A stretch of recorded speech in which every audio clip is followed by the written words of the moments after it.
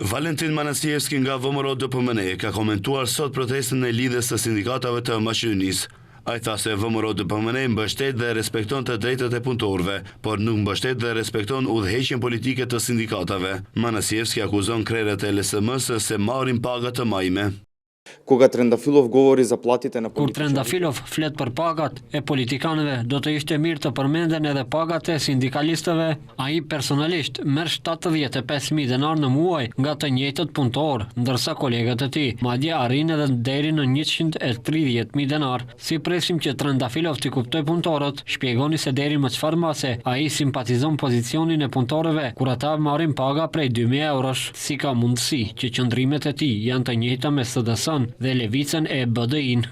Manasievski nga VMRO pyet publikisht se çfarë kërkoi Trendafilov në takimin e fundit me LSDM-n, ndërsa shtoi se pretendimet e LSM-s se po mbron punëtorët janë të kota, pasi sipas tij ai në ndërkohë bën marrëveshje me LSDM-n.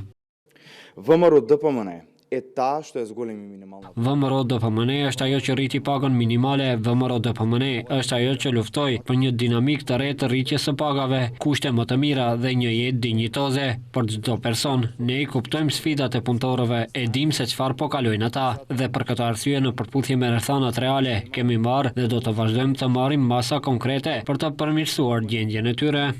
Manasievski nuk u përmbajt as pak në kritikat e tij ndaj Trendafilovit, për të cilin tha se vepron si politikan nga një organizatë lokale e partisë së LSDM-s.